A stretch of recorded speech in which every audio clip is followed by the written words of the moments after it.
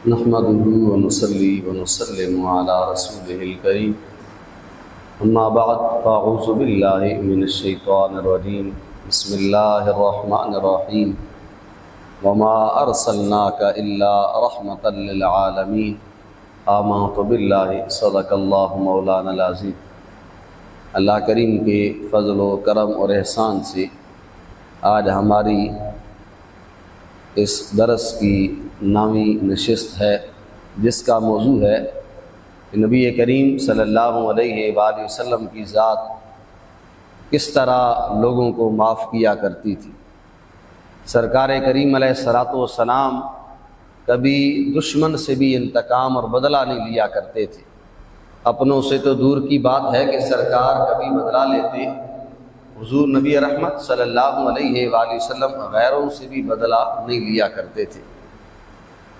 اور انتقام لینا یہ انسان کے نفس کو موٹا اور تازہ کرتا ہے، انسان کے نفس کو خوش کرتا ہے، لیکن انتقام نہ لینا اور اپنے غصے پر قابو کرنا یہ اللہ کی ذات کو خوش کرتا ہے۔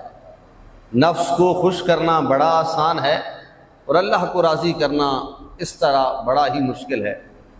حضور نبی رحمت صلی اللہ علیہ وآلہ وسلم نے فرمایا وہ بندہ جو غصے پر قادر ہو، قدرت رکھتا ہو کہ سامنے والے کو غصہ کر سکے لیکن پھر بھی کنٹرول کر جائے، اپنے غصے پر قابو پا لے، اللہ کی رضا کی خاطر اسے معاف کر دے، تو حضور نبی رحمت صلی اللہ علیہ وآلہ وسلم نے فرمایا اللہ کریم اس کے دل میں ایمان بھی بھر دیتا ہے اور امن اور سلامتی بھی بھر دیتا ہے۔ صحابہ کرام کو حضور نے بلایا نہ، پوچھا حضور نے بتاؤ صحابہ کون زیادہ طاقتور ہوتا ہے؟ تو صحابہ کرام نے عرض کی، کہا حضور وہ جو لڑائی میں دوسرے کو نیچے گرا دیتا ہے، خود اوپر آ جاتا ہے، جیت جاتا ہے، وہ سب سے زیادہ طاقتور ہے۔ سرکار نے فرمایا نہیں، طاقتور وہ ہوتا ہے جو کبھی بدلہ لینے پر قادر ہو۔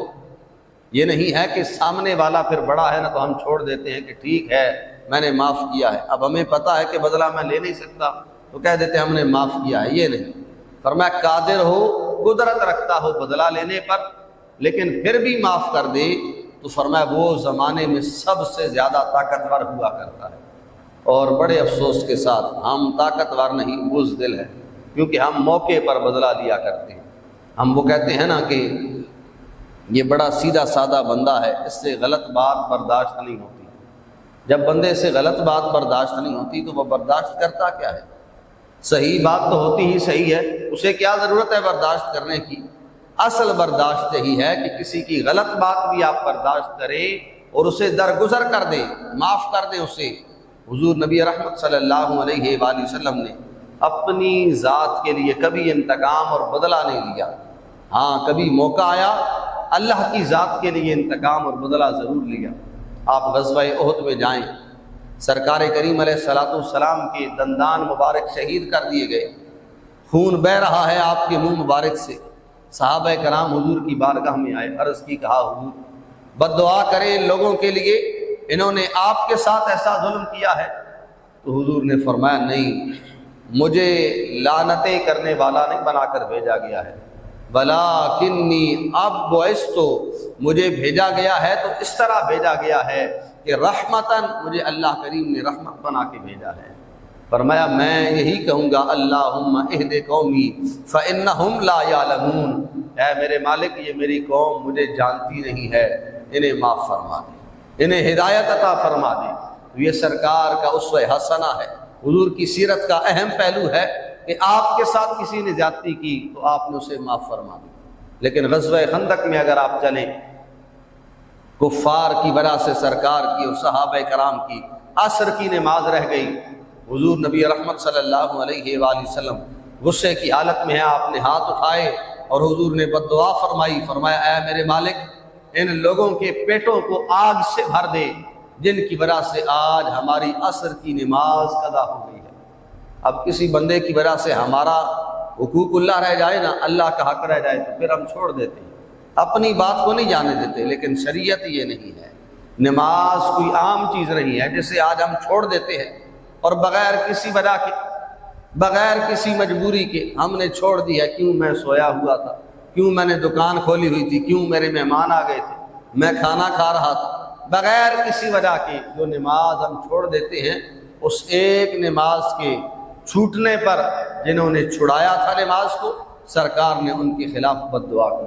وہ جو باعث رحمت تھے، کبھی کسی کے خلاف بد دعا نہیں کیا کرتے تھے، اپنی ذات کے لیے انتقام اور بدلہ نہیں لیا کرتے تھے، لیکن اگر فرض کا موقع آ جائے، اللہ کے حق کا موقع آ جائے، تو پھر سرکار اللہ کی رضا کی خاطر ضرور انتقام لیا کرتے تھے۔ وہ جو دنیا میں نماز چھڑوانے والا ہے، اس کے لیے سرکار بد دعا کرتے تھے، تو قیامت والے دن تو اور میں اگر حضور کی بارگاہ تک پہنچیں اور سرکار ہم سے ہی سوال کر لیں کہ کیا تو نماز پڑھ کے آیا ہے یا نہیں، تو کیا جواب ہوگا ہمارا؟ اگر ہم نمازیں چھوڑتے ہیں، اگر ہم نمازیں قضا کرتے ہیں بغیر کسی وجہ کے، بغیر کسی عذر کے۔ اس لیے سیرت کا یہ پہلو بڑا واضح اور روشن ہے کہ اللہ کا حق حضور کبھی معاف نہیں کیا کرتے تھے، اور کہیں نہ کہیں اپنی بات حضور معاف کر دیا کرتے تھے۔ نبی کریم صلی اللہ علیہ وآلہ وسلم فتح مکہ والے دن جب مکہ مکرمہ میں داخل ہوئے تو ہر کسی کے سر جھکے ہوئے ہیں۔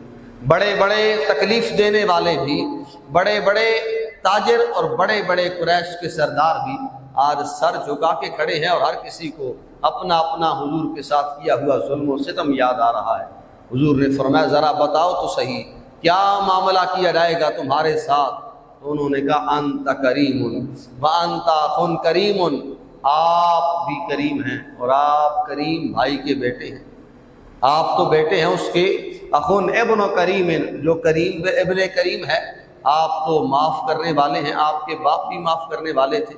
تو میرے کریم محبوب نے فرمایا جاؤ، آج ہم حضرت یوسف علیہ السلام والا اعلان کریں گے کہ اذهبوا انتم الطلقاء، جاؤ جو جو تم نے ظلم و ستم کیا ہے، جو جو زیادتیاں ہمارے ساتھ کی ہیں، ہم نے تم سب کو معاف فرما دیا ہے۔ تو یہ سرکار کا عام معافی کا اعلان تھا کہ ہر کسی کو حضور نے معاف فرما دیا ہے۔ لیکن ایک وہ شخص تھا حضرت زینب، حضور علیہ السلام کی بیٹی ہے، میرے کریم محبوب علیہ السلام کی اس بیٹی کو ایک اس شخص نے اونٹ سے گرایا تھا، آپ حاملہ تھیں اور آپ کا حمل بھی ضائع ہو گیا تھا۔ اب بڑا مشکل ہوتا ہے ایسے موقع پر ایسے بندے کو معاف کرنا، اس کے لیے بھی عام واجب القتل کا حکم تھا۔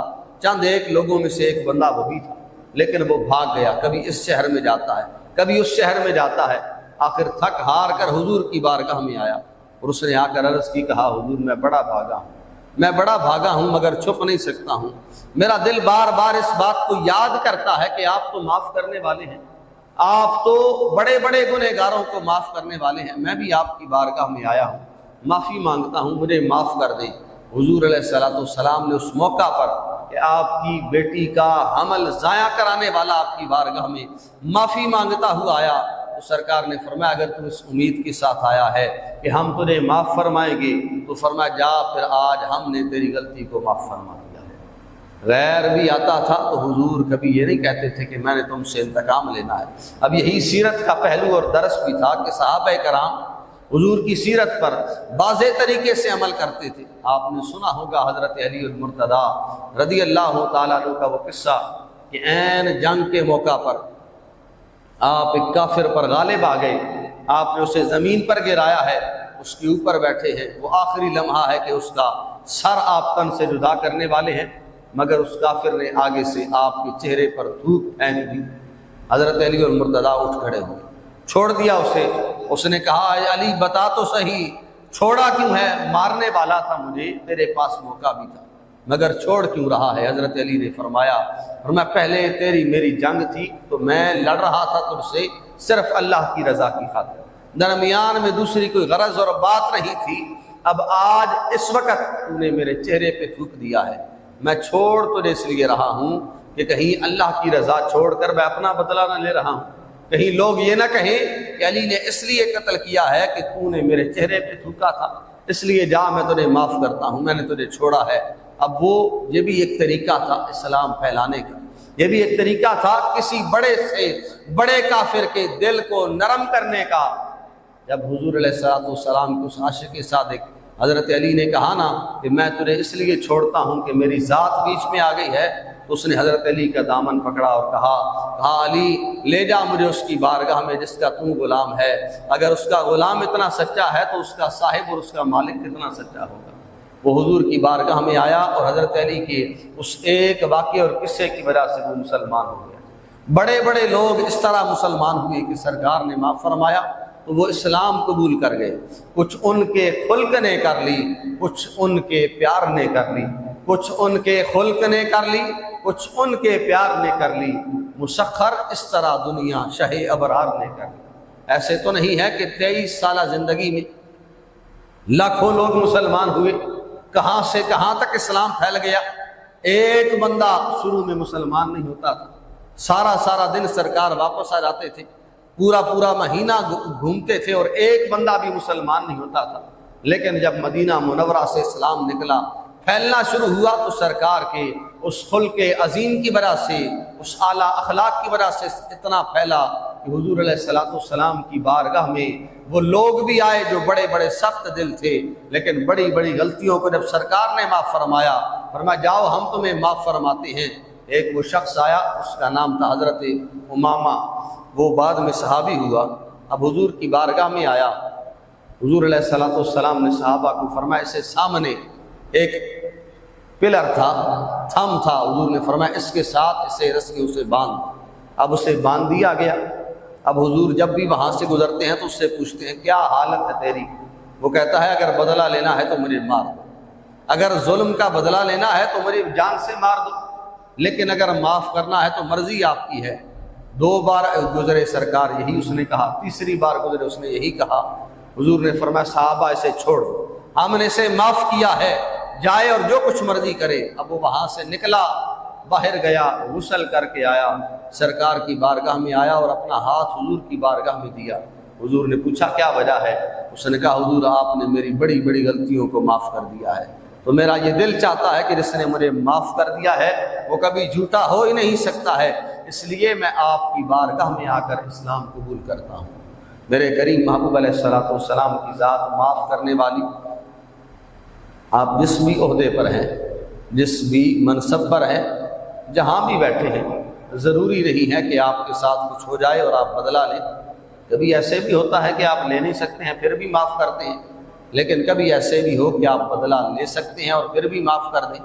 اب جہاں ہم بیٹھے ہیں مسئلہ بڑا ہے کہ بڑی بڑی باتیں ایسی ہوتی ہیں کہ جہاں جن باتوں پہ چھوڑنا پڑ جاتا ہے، کہیں حق ہوتا بھی ہے اور پھر بھی حق ہونے کے باوجود حق اور سچ بات کو سنا اور مانا نہیں جاتا ہے تو معاف کرنا مجبوری بنتی ہے۔ کبھی ہوتا بھی ہے کہ غلطی نہیں ہوتی ہے اور پھر بھی بات کو ڈسکس کیا جاتا ہے، ذکر کیا جاتا ہے، تو آپ کا حق بنتا ہے کہ آپ معاف کریں۔